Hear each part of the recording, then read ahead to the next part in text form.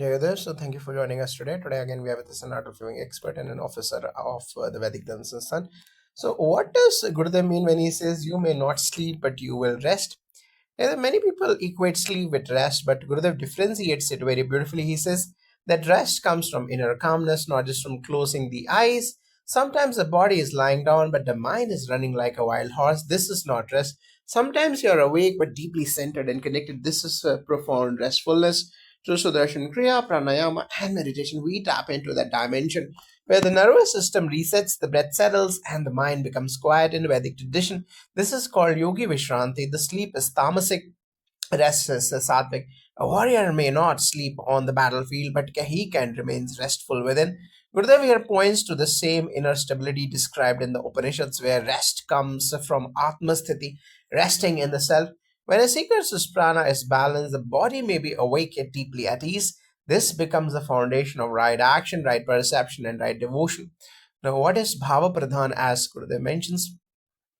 The Bhav Pradhan means the primacy of heartfelt feeling. Techniques are important, discipline is important, but feeling, devotional sincerity, purity of intention is the real engine that awakens the spiritual transformation. When Gurudev says, when Bhava wakes up, that is the time to wake up.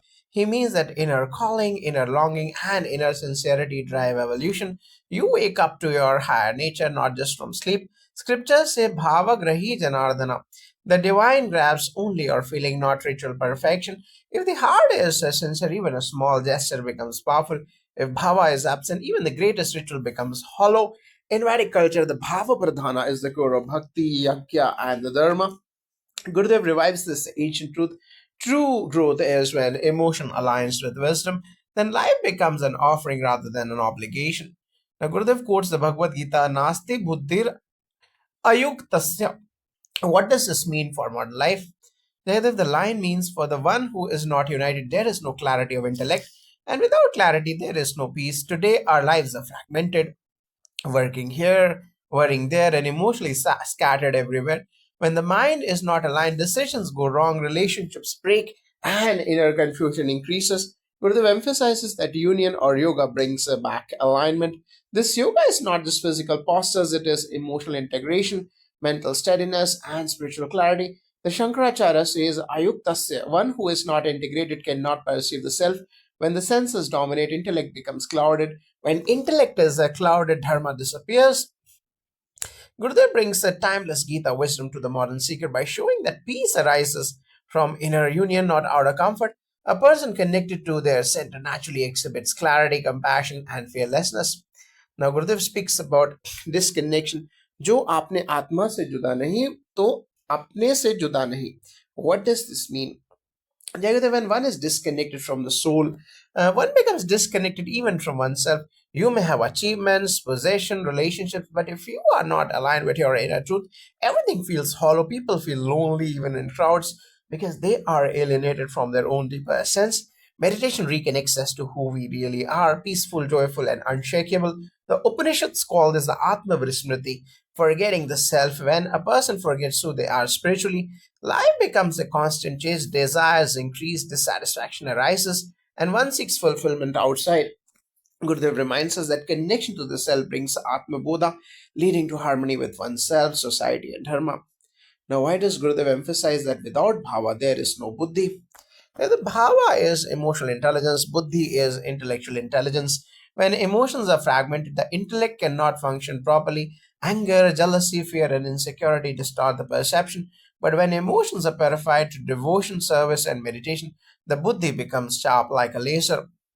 Now, in the Gita, Krishna says, Bhakti precedes the jnana. Bhava awakens the heart. Buddhi then receives the divine clarity. Without bhava, the intellect becomes dry, egoistic, argumentative. With bhava, it becomes luminous, compassionate, and wise. Now, Gurudev says,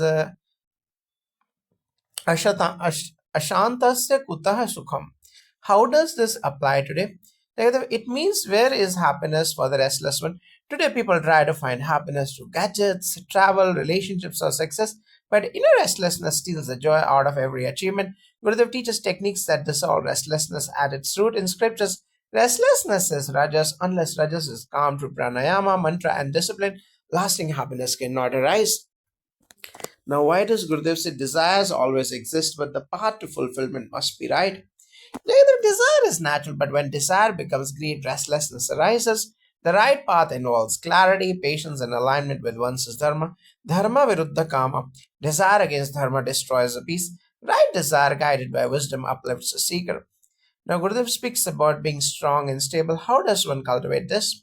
Strength comes from breath and mind mastery. Stability comes from regular sadhana, seva, and satsang. Shastras describe the dhriti or the inner fortitude born from discipline, faith, and self knowledge. Now, what is the significance of Dhrida Vishwas, the Dhrida Vishwas, or the firm faith? Jagadev, faith is the bridge between effort and grace. Without faith, doubt becomes a heavy burden. Shraddha is considered the mother of all virtues. It shapes the destiny. Now, Gurudev says Atma Vishwas, Guru Vishwas, and Daiva Vishwas are one. Why does Gurudev say so? Jagadev, when you trust yourself, you naturally trust the divine and your Guru because all three are not separate. They operate from the same consciousness. Scriptures say Guru is the manifest divine one. In faith in one becomes faith in all. Now, how does faith transform daily life according to Gurudev's wisdom from Gyan Ganga? Jayadeva, faith is not blind belief, it is an inner strength that gives direction to the mind. A person with faith walks with confidence, makes decisions without hesitation, and deals with challenges with a calm heart. Gurudev often says that faith is like a shield. When you carry it, negativity cannot penetrate your mind. Faith transforms ordinary situations into opportunities. Even when problems arise, a person with faith feels, I am protected, guided, supported. This inner assurance prevents the mental fatigue. When you trust the divine plan, you stop complaining and start flowing. Life becomes smoother. Now, in the Vedic tradition, faith is known as Shraddha, the foundation of all spiritual growth. The Bhagavad Gita states that a person is what his faith is. Shraddha Mayo Yam Purusho. Without faith, discipline collapses and the mind gets pulled in multiple directions. Faith transforms daily life because it binds the scattered thoughts and aligns actions with dharma. When faith is from the seeker's, his mind becomes a fertile field where knowledge can take root and blossom. Faith ensures the inner stability, and stability brings peace. This harmony reflects in a family, work, and society. Now, why does Gurudev say the Guru never leaves you, and what does it mean spiritually? Jagadish Gurudev says the Guru will not leave you midway, he will take you all the way home. This means that once the connection between Guru and the disciple is established, it becomes a sacred inner link that cannot be broken. The Guru functions as a light inside your consciousness, guiding your decisions, purifying your emotions, and protecting your spirit. Even when the Guru is not physically present, the guidance continues. Many people experience that in moments of difficulty, they suddenly remember a line of knowledge that gives them clarity. This is the Guru's presence working from within. In the Vedic scriptures, the Guru is described as Brahmanishta Shrotriya, the one established in truth who guides others towards self realization. The Guru is not just a person, the Guru Tattva is a cosmic principle. The Munduka Upanishad states that the divine knowledge flows to the Guru like a river of grace, nourishing the soul of the disciple. When Gurudev says the Guru never leaves you, it mirrors the same truth described in the ancient Shastras. Once the Guru plants the seed of wisdom, it grows lifetime after lifetime.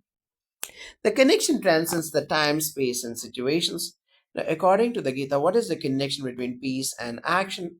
Gurudev explains that peace is not the absence of action, it is the quality you bring into action. Krishna says clearly, Ashtanastasya Kuta Sukham. The restless cannot be happy. When the mind is peaceful, action becomes efficient, creative, and purposeful. People think rest means stopping work, but Gurudev teaches that real rest comes from inner conflict is absent. Then action becomes joyful, not stressful. Ancient texts say, Yogastha Kuru Karmani, establish in inner stillness, perform your duties. Action without peace leads to mistakes, emotional exhaustion, and confusion. Peace without action becomes stagnation. The Gita unites both. First, establish the inner calm through sadhana, and then engage with the world. This balance is the essence of the Karma Yoga. Gurudev translates this wisdom into modern life. Meditate daily, center yourself, and then work with enthusiasm. How does the right knowledge help remove the fear and confusion? The fear arises when we don't know what is happening or when the mind is clouded. Gurudev highlights that the right knowledge awakens the intellect of the buddhi, and a sharp intellect cuts through confusion like a sword. Knowledge gives perspective, and you know that challenges are temporary and life is guided by a higher intelligence. The fear dissolves. Through spiritual understanding, we learn to observe emotions rather than get consumed by them. The scriptures say, Vidya dadati vinayam. True knowledge gives humility and the inner strength. Ignorance causes fear because the mind imagines the worst case scenarios. When knowledge arises, fear retreats. The Upanishads describe fearlessness or abhaya as a natural state of one established in reality. Gurudev's teachings simplify these profound truths, making them practical. When you understand how the mind works, fear loses its grip. Now, why is surrender so important in spiritual growth according to Gurudev and the Vedic tradition? Surrender does not mean weakness, it is the ability to let go of unnecessary mental burdens. Gurudev says, surrender is like keeping your luggage down after a long journey. When you surrender, you stop resisting life and the mind becomes free to experience grace. Effort is needed, but surrender completes the journey.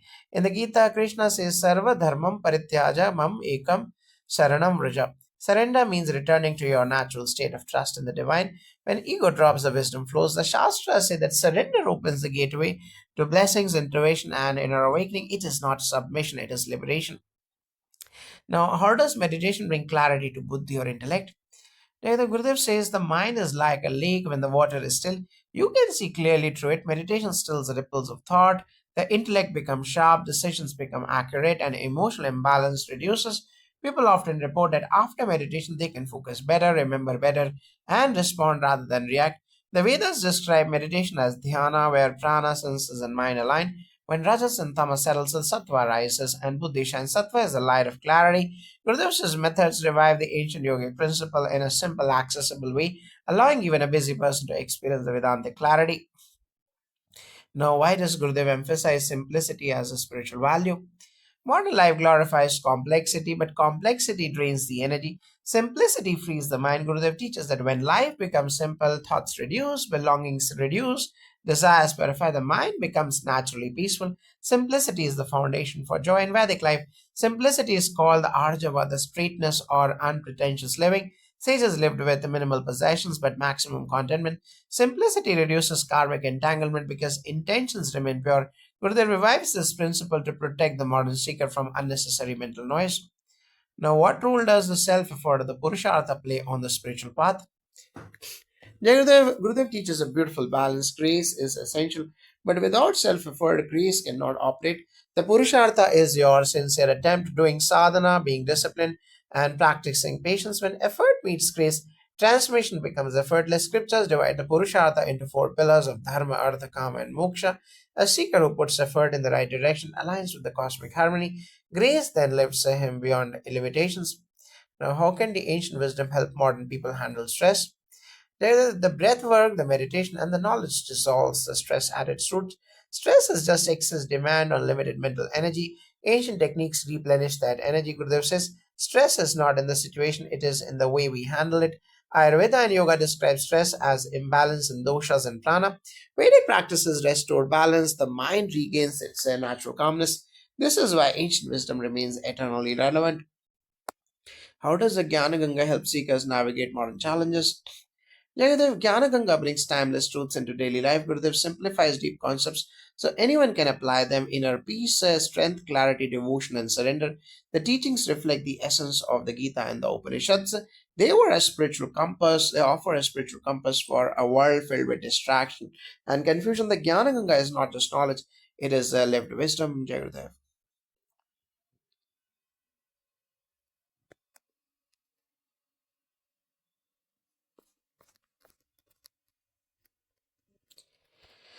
So Gurudev says that we remember our attachment even before it fully appears. What does this mean spiritually? Gurudev's statement beautifully captures the subtle speed of the mind. Long before an attachment matures into a full-blown emotional hold inside us, its seed is already present as a thought, memory, or impression. The mind is extremely quick, faster than the senses, faster than reasoning. When Gurudev asks, do you remember this attachment even before it comes inside you? He is highlighting that our awareness precedes the experience itself. Spiritually, this is profound. It means we are actually larger than our attachments. We witness them before, even before they grip us. If we can observe the seed state, we gain mastery over its growth. This awareness is the foundation of meditation. When we meditate, we step back into the space that is prior to attachment, prior to identification. That space is freedom. The moment one realizes, I am the one who watches attachment arise, the hold weakens. The attachment becomes an object, not our identity. When we recognize this early movement of the mind, we learn to respond instead of react. Gurudev uses this awareness to show that liberation is not a future event. It begins the moment we notice the subtle play of the mind. Now, from a Vedic perspective, why is the awareness before attachment stage so important? The Vedas describe the human experience through layers: the manas or the buddhi, manas, the mind, the buddhi or the intellect, the chitta, the memory, and the ahankara or the soul. Attachment or the raga arises when impressions in chitta combine with desires in manas, but the seers realize that the drishta, the witness, is a prior to all of these. Gurudev's teaching echoes the Upanishadic truth. Awareness is not born from attachment, rather, attachment arises from awareness. In Vedic psychology, the very instant you recognize the attachment before it solidifies, you step into the zone of mastery. The Kathopanishad says, awareness is the rein holder, the mind is the race, and the senses are the horses. When you are aware at the seat moment, you take charge of the reins. This is why Gurudev's instruction to observe the rising attachment is so powerful. It dissolves the karma at its origin. The Vedas also say that the moment you see attachment clearly, its binding power reduces. This is called viveka, the discriminating intelligence. It transforms attachment from a chain into a passing cloud. Thus, early awareness is not just psychological, it is a dharmic act aligning a person with the eternal self, which is always free. Now, Gurudev says that once an attachment is completely fulfilled, it leaves you. How is fulfillment related to freedom? Many think fulfillment increases attachment, but Gurudev points toward the opposite principle. When an attachment is half fulfilled or unfulfilled, it keeps pulling your mind again and again. The mind holds on to that desire, thinking it will bring lasting satisfaction. But in reality, fulfillment reveals that the craving was never permanent. Once the craving is met and its hollowness is seen, the mind lets it go naturally. That is why Gurudev says when attachment is complete, it leaves you. Fulfillment here doesn't necessarily mean indulging endlessly. It means coming to a moment of clarity where the desire has run its course. But the beauty of meditation is that it brings a deeper kind of fulfillment, the inner fullness. When we feel deeply rested and content, the mind does not cling to external objects. In art of living programs, participants often report that cravings drop effortlessly. This is because fulfillment is happening at the level of consciousness. When one tastes the inner joy, the outer cravings lose power. So true fulfillment is not about consuming more, it is about realizing I am enough. This then attachment dissolves by itself. Now, how do the scriptures explain the idea that attachments fall off once they are complete? Then the Bhagavad Gita states, Vishaya vinivartante niraharasya dehina rasavarjam rasopayasya param drishtva nivartate. Jagadev, this means the desires fall away not merely through suppression, but by experiencing a higher joy. The scriptures say that the attachment of the raga is sustained by ignorance, not by the object itself. When the mind experiences the entire cycle of desire, the pursuit, the attainment, the temporary satisfaction, emptiness, wisdom dawns. This wisdom is called paripakwa jnana or ripened knowledge. Once knowledge ripens, the attachment falls off like a ripe fruit. Gurudev's teaching is precisely this process made simple. Let the experience complete itself with awareness and it will leave. The Yoga Vasista also says that when a person fully experiences something without resistance, the samskara related to it dissolves. Resistance creates the bondage, completion creates the liberation. Thus, the Vedic wisdom supports Gurudev's insight that attachments dissolve automatically when they have completed their cycle in the presence of awareness. Now, Gurudev instructs take a deep breath and let it go. Keep smiling. How do breath and smile help release the attachment? Now, the breath and smile are two of the most accessible tools for shifting inner states. When Gurudev says take a deep breath, he's inviting us to interrupt the mental loop of attachment. Breath changes emotion. A deep breath activates the parasympathetic nervous system, creating immediate relaxation. Attachment thrives on tension. Relaxation dissolves it. Keep smiling is equally transformative. A smile changes biochemical signals in the brain. It creates openness instead of contraction. Attachment is a form of contraction, smile is expansion. Moreover, a smile reconnects us with our inner child, our innocence. When a person smiles genuinely, the mind cannot simultaneously hold on to its burden tightly. In Art of Living courses, we teach that breath and smile together reduce craving, fear, and obsessive thinking. Gurudev's instructions sound simple, but are grounded both in ancient yogic wisdom and in modern neuroscience. Letting go is not a mental effort, it's a physiological shift. The breath releases the mind, the smile releases the heart. Now, does Vedic tradition also emphasize breath and relaxation for detachment? Absolutely. The pranayama tradition is rooted in the Vedas and the Yoga Shastras. Breath is considered the bridge between body, mind, and prana. The Prashna Upanishad says life begins with breath, rests on breath. and returns into breath. When Gurudev asks us to breathe deeply during moments of attachment, he is applying the ancient wisdom. Breath calms the mind and allows detachment to arise spontaneously. In rituals and yagyas too, controlled breathing is used to purify the internal impressions. A smile, though not explicitly mentioned in scriptures, is implied to the concept of ananda or the inner bliss. A calm, blissful state is the natural state of the self. When one relaxes deeply, the mind's grip loosens. Detachment is not a forceful act in Vedic thought. It is the natural fragrance of a peaceful mind. Thus, Gurudev's guidance is 100% aligned with the ancient teachings. Now, Gurudev repeatedly asks, how many of you were able to do this? Why does he emphasize direct experience? Jagaddev, because the spirituality is experiential, not theoretical. If someone only understands letting go intellectually, the attachment remains. Gurudev wants people to actually feel the shift inside their body-mind system. When he interacts with the audience, asking how many of you felt free, he is making people aware of their inner transformation. This creates confidence and faith in their own ability to let go. Direct experience bypasses doubt. It also reveals the simplicity of spiritual principles. Many people think detachment requires years of austerity. Gurudev shows that a simple moment of awareness, breath, and smile can bring immediate relief. By encouraging people to check within themselves, he is cultivating self inquiry, a key element of meditation. Self inquiry grounded in experience becomes wisdom. Therefore, his questions are not rhetorical, they are invitations into the inner world. Now, how important is personal experience in Vedic learning? The Vedic tradition is built on Anubhava, the direct experience. The Upanishads constantly say, Drashtavya, Shrotavya, Mantavya, Nideya, Satavya. First listen, then reflect, then meditate, and finally experience. Without experience, knowledge remains incomplete. In the old Gurukula, students practice breath, chanting, meditation, and yagyas and homas daily. These created transformative experiences. Gurudev's modern day approach is exactly the same. When he asked participants whether they could let go, he is honoring the Vedic method of experiential validation. Scriptures are not dogma, they are maps, but a map is meaningful only when you walk in the terrain. So in Vedic Dharma, experience is the final authority. Now, Gurudev mentions that some people said it is very difficult to leave attachment. Why does attachment feel difficult? The attachment feels difficult because the mind falsely believes it is necessary for identity, security, or pleasure. Over time, repeated emotional patterns create neural pathways and impressions or samskaras. These make the mind habitual. When you try to let go, the habit resists. Attachment also feels difficult because the mind projects fear. If I let go, I will lose something important. But this is an illusion. What really happens is the opposite. One gains freedom and clarity. Gurudev compassionately acknowledges this difficulty so that people don't feel guilty for struggling. Then he guides them gently toward the experience of release. Once a person tastes even one moment of freedom, the fear dissolves, letting go becomes easier. Now, from Vedic psychology, why does attachment seem hard to release? The attachment is rooted in avidya or ignorance of our true nature.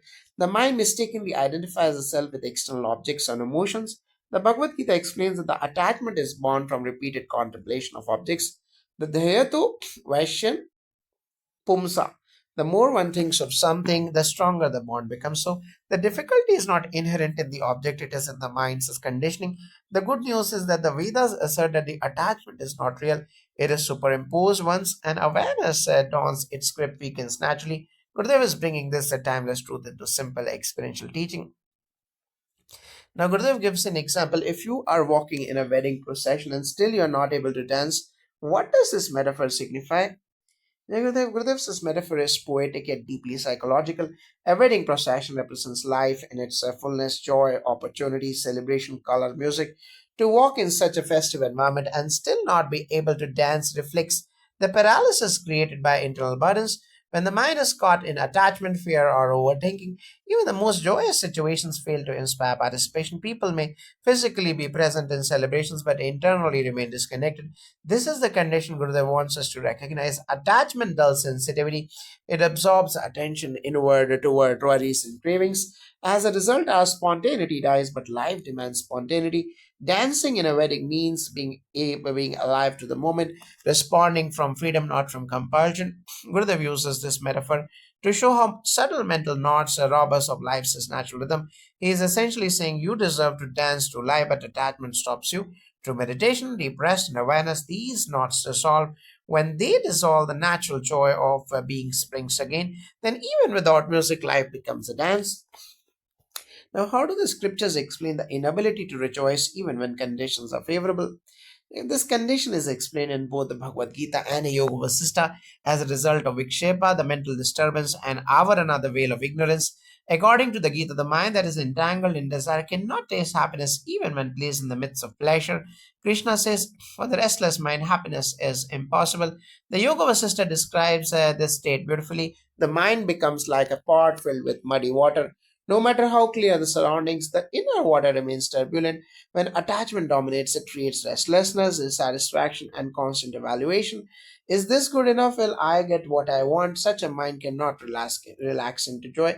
In Vedic rituals, two priests purify their minds through mantras and breath before starting because impurity blocks the experience of sacredness. Gurudev's example of a wedding procession aligns perfectly with scripture. Joy is already present, but attachment binds us. The remedy given by the text is viveka or discernment, and vairagya or detachment, and abhyasa or the consistent practice, the same pillars Gurudev brings into modern life through meditation and breath work. Now, Gurudev says attachment pulls us down. Why does attachment reduce joy and energy? Now, the attachment drains energy because it creates constant mental activity. The mind keeps clinging, worrying, imagining, and replaying. This continuous engagement consumes the prana, the life force. When prana depletes, the enthusiasm drops. Gurudev's statement is simple yet profound. Attachment doesn't just reduce the spiritual growth, it affects the vitality. For example, think of someone attached to an outcome. Their mind is always calculating, fearing loss, or craving completion. Even small setbacks exhaust them. Attachment is like a weight tied to the ankles. It prevents a natural upward movement of consciousness in art of living programs. We observe that once people release attachments through Sudarshan Kriya and meditation, their faces brighten, energy rises, and clarity returns. Their posture changes, their voice becomes lighter. This shows the psychological and the physiological burden that attachment creates. When the mind lets go even slightly, energy flows freely. Then joy returns. Gurudev wants us to experience life without heaviness. His teaching is not about renouncing the world, it's about renouncing the mental grip that prevents us from experiencing it fully. Freedom from attachment is the freedom to live energetically. Now, can you explain the scriptural reasoning behind attachment pulling consciousness downward? According to the Sankhya Shastra, consciousness is naturally pure and expansive. Attachment arises when consciousness identifies with the Prakriti, the field of matter and mind. This identification causes a downward pull because the mind becomes dependent on external conditions. The Bhagavad Gita states, from attachment arises desire, from desire arises anger, from anger arises delusion, and from delusion the downfall. This is the exact downward spiral Gurudev refers to in Vedic cosmology. The gunas, the sattva, the rajas, and the tamas determine the direction of energy. Attachment increases the rajas and the restlessness and often leads to tamas or inertia, both of which cloud the brilliance of sattva or clarity. Thus, attachment literally pulls consciousness into lower vibrational states. The rituals, the chanting, the pranayama, and meditation are prescribed to lift consciousness back into its natural sattvic state. Gurudev's approach brings these ancient principles into simple instructions. Breath, smile, observe, and let go. These small actions reverse a downward pull and restore the inner elevation. Now, Gurudev repeatedly encourages participants to smile and open their eyes gently after the inner process. What purpose does this serve? The transition from inner process to external awareness is very important. When Gurudev says, keep smiling, open your eyes, he is guiding participants to bring the softness, openness, and clarity of meditation into activity. Smiling while emerging from meditation helps integrate the inner state with the outer behavior. It prevents abruptness and ensures that the peaceful experience does not remain isolated. Gently opening the eyes maintains continuity between the meditative state and worldly engagement. Moreover, smiling affirms the experience of release. It signals to the nervous system that everything is okay. It also encourages acceptance of whatever arose during the process. Gurudev's method ensures that the meditation doesn't end abruptly but flows into the next moment with grace. This integration is essential because spirituality isn't just experience inside, its impact must reflect in our actions, interactions, and decisions. The smile is a bridge between our inner silence and outer expression. Now, how does the Vedic tradition view the transition from meditation to activity? The Vedas emphasize the sandhi, the sacred transition, whether it's a sunrise to day, or day to night, or inhalation to exhalation, or meditation to action. Transitions are moments of power. In the Upanishad, students were instructed to maintain awareness while shifting from contemplation to worldly duty. This protects the mind from scattering. The gentle opening of eyes is also rooted in yogic tradition. It prevents a sudden shock to the senses and sustains the sattvic state attained during meditation. The smile Gurudev recommends echoes the Upanishadic wisdom of moving into the world with Maitri or friendliness and Shanti or peace. Thus, is the simple guidance carries a deep Vedic heritage, ensuring harmony between the inner stillness and outer dharma. Now, Gurudev says many could not let go. What inner blocks prevent people from releasing attachments even when they want to? Now, there are several inner blocks can prevent release. The first is fear, the fear of losing comfort or identity. The second is habit. The mind simply does not know how to function without the familiar pattern. The third is suppressed emotion, unresolved memories resurface when we try to let go. The fourth is lack of trust in oneself or in existence. Gurudev gently acknowledges these blocks so that people don't feel discouraged. His techniques are designed to bypass the mental resistance. The breath loosens the emotional knots, meditation dissolves unconscious impressions, and knowledge clears the confusion. When these blocks weaken, letting go becomes natural. The key is not to fight the attachment but to hold it lightly. Acceptance is the doorway to release. Now, what does Vedic philosophy say about inner blocks to detachment? The Vedic philosophy attributes inner blocks to vasanas, the deep rooted tendencies from previous experiences. These vasanas push the mind towards certain attachments and resist change. The Yoga Sutras state that effort, practice, and surrender can overcome these obstacles. The Upanishads emphasize Shraddha or faith as a means to transcend the fear. When devotion and knowledge combine, the inner blocks dissolve. Gurudev's teaching mirrors this awareness, breath, knowledge, and surrender from a complete Vedic approach to overcoming the mental resistance. Now, Gurudev speaks about mind being able to dance without attachment. What is this state like? Jagadev, this is the state of true freedom.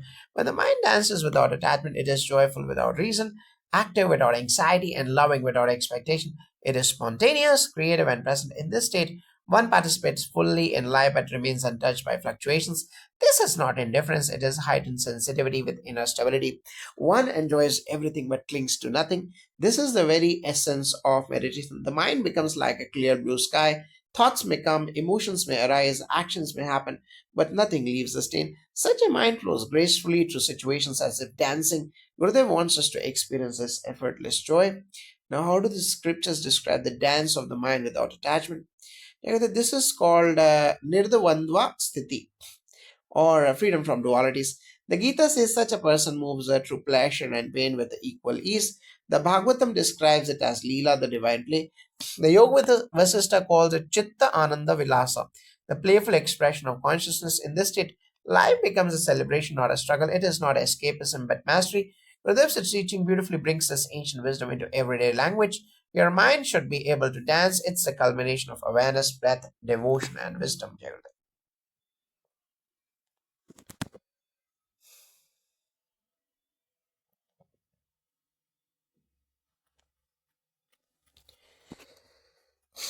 Now, what does Gurudev mean when he says knowledge, rest, and faith are the gateways to meditation?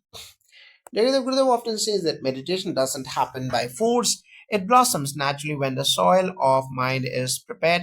Knowledge removes the confusion, faith removes fear, and rest removes agitation. When all three combine, the mind shifts from turbulence to stillness effortlessly. Knowledge here is not bookish, it is experiential understanding that life is guided by a benevolent intelligence. Faith gives courage to surrender the constant inner resistance, and rest rejuvenates the nervous system so the mind stops running in circles. When these are present, meditation becomes like a flower blooming on its own. In the Vedic tradition, Shraddha, Viveka, and Arama are essential. Without rest, prana becomes unstable. Without faith, the intellect becomes rigid. Without knowledge, the ego becomes inflated. Buddha beautifully integrates this ancient formula into modern life. A true meditation begins only when the mind is unburdened. Therefore, the triad of knowledge, rest, and faith creates an inner environment where awareness naturally expands. The Gurudev says by having knowledge, one achieves the eight siddhis. How should we understand this? Like the eight siddhi, the Ashta siddhi are the Anima, Mahima, Garima, Lagima, Prapti, Prakmaya, Ishitva, and the Vasitva are not magical powers one should chase. Gurudev explains that knowledge dissolves the boundaries created by identity, conditioning, and stress. When awareness expands, the limitations that normally bind human experience the weaken. Siddhi is a metaphor for states of consciousness becoming light like air, heavy like earth, and expanding beyond the body or withdrawing into stillness. These are psychological, energetic, and spiritual experiences that arise when the mind becomes deeply centered. In the Vedic perspective, siddhis are side effects of inner purity, not goals. When the mind becomes established in the Brahmajnana, the knowledge that I am the formless presence, one experiences mastery over perception, emotion, and action. Gurudev warns that the siddhis come naturally with knowledge, but if one chases them, the ego grows. Therefore, the focus should remain on knowledge, humility, and service. The rest unfolds as per divine will. Now, what is the significance of the Gyanapati Atarshis that Gurudev mentioned? The Gyanapati Atarshis is a profound chant celebrating the omnipresent nature of consciousness. When Gurudev recites, "You are the earth, the sky, the sun, and the moon," he is reminding us that the divine intelligence permeates everything. This chant helps the mind transcend the limited identity and recognize its universal nature. It's a way of dissolving boundaries and centering oneself in unity consciousness. In Vedic scriptures, such hymns address the cosmic principle, the formless that manifests through all forms. The mantras teach us that the consciousness is everywhere, forward, backward, above, below, in all directions. When Gurudev says, "You possess no form, yet dissolve in all forms," he is echoing the Upanishadic truth of Nirguna Nirakara Brahman. Meditating upon this lifts the seeker from duality to oneness. It is not philosophy, it is direct intuitive experience. Now, Gurudev says you do not possess any form and you get eliminated in all forms. What is the deeper meaning? This is essentially the heart of Advaita Vedanta. The true self is beyond shape, color, and identity. It is pure awareness. When we say, "I am a body, profession, or personality," we take limited forms, but in meditation, those identities dissolve and awareness expands into formlessness. Gurudev's line points to that state where the seeker experiences, "I am everywhere yet nowhere." It gives immense freedom. The Vedic understanding is that Brahman cannot be confined to form yet expresses through all forms. This is the paradox that rishis celebrated. When Gurudev repeats this truth, he is helping seekers loosen the grip of ego. The moment we realize we are not this limited body mind, suffering reduces dramatically. This is the very essence of the Gyan Ganga, bathing the mind in wisdom that sets it free. Now, Gurudev speaks about loosening those who are too tight. What does this mean? Jagadav, many people live with unnecessary rigidity, mental, emotional, or even physical. This holds on to stress, opinions, expectations, and fears. Gurudev says spirituality is not about becoming strict or hard, it is about becoming natural, soft, flexible, and joyful. When he says loosen up, he is inviting people to relax their grip on life. A tight mind cannot meditate, it cannot love, and cannot surrender. In the Vedic framework, rigidity belongs to tamas, the heaviness, the inertia, the stiffness. When someone is tight, their prana becomes blocked. That is why spiritual practices, chanting, selfless service, or seva, and satsang loosen these knots. Gurudev's instruction is simultaneously psychological and spiritual. Those who loosen up become more receptive to higher knowledge. Now, why does Gurudev emphasize understanding the three gunas, the sattva, rajas, and tamas? Now, the three gunas shape our mood, behavior, energy, and decisions. Understanding them helps us navigate life skillfully. Sattva brings clarity, peace, and happiness. Rajas brings activity, desire, and restlessness. Tamas brings inertia and dullness. Gurudev teaches that these three gunas constantly fluctuate, sometimes due to food, sometimes due to environment, and sometimes due to inner emotions. By observing them, we cultivate mastery over the mind. In Vedic scriptures, the guna vijnana is essential because everything in Prakriti functions through these three. Knowing them allows one to adjust life using food, discipline, prayer, company, and lifestyle to elevate the sattva. Gurudev simplifies this ancient knowledge for modern seekers. Work when rajas is high, rest when the tamas rises, meditate when sattva is strong. Balance is the key. Now, Gurudev says food and exercise can control the gunas. How does this work? The food directly affects the prana. The sattvic food is fresh, light, vegetarian, promotes calmness and clarity. The rajasic foods, the spicy, oily, stimulating, creates restlessness. Tamasic foods like stale, processed, create lethargy. Exercise helps channel excess rajas. Rest helps reduce the tamas. Yogic routines help build sattva. Gurudev's approach is holistic but practical. Observe how your energy shifts with lifestyle and consciously choose what uplifts you. In Ayurveda and Vedic tradition, food is medicine. Every substance carries a guna. By eating sattvic food, chanting mantras, doing physical activity, and maintaining discipline, the seeker refines the mind. Gurudev's teaching aligns perfectly with the ancient understanding that the body is the first temple and must be purified for higher knowledge to take root. Now, Gurudev says company affects us more than we realize. Why is satsang so important? The human beings mirror each other. When we sit with wise, calm, joyful people, our mind absorbs that vibration. Satsang elevates consciousness effortlessly. Gurudev humorously says that even sitting among people who complain can sometimes energize us, but the long term impact of negative company is draining. Satsang purifies emotions, strengthens faith, and uplifts the energy. In Vedic texts, Satsangati is considered the greatest purifier. One moment with a saint can transform years of karmic impressions. Company shapes the destiny. Negative company increases tamas and rajas. Positive company increases the sattva. Gurudev's guidance reflects this timeless truth. Choose company that nurtures your higher self. Now, what does Gurudev mean when he says we shouldn't run away from people who complain? Gurudev, we often get disturbed by negativity, but Gurudev says if your inner state is strong, the complaining of others won't shake you. It may even strengthen your patience and compassion. He wants us to develop resilience. Running away means giving power to negativity. Instead, breathe, stay centered, and respond with wisdom. In scripture, it is said that the world will always have heat and cold, praise and blame. The seeker must remain steady. Engaging with difficult situations builds spiritual muscle. Gurudev is teaching maturity, avoid unnecessary negativity, but don't be so fragile that you escape from life. Now, Gurudev speaks about the ability to come out of your house and feel better. What is the essence here? There's a step outside physically and mentally. Movement shifts energy. When we are stuck in repetitive environments, the tamas increases. Fresh air, new surroundings, or a nature walk instantly uplifts the prana. Gurudev is highlighting a simple but powerful principle. Don't rot in your thoughts, break the pattern, change the environment, and the mind will follow. In Vedic rituals, even simple act like going to a temple or walking towards sunrise is considered purifying. Movements break stagnation. It is symbolic of changing the inner state. Gurudev's instruction is ancient wisdom made modern. Transform your energy by shifting your environment. Now, Gurudev asks, if you don't feel better, then what?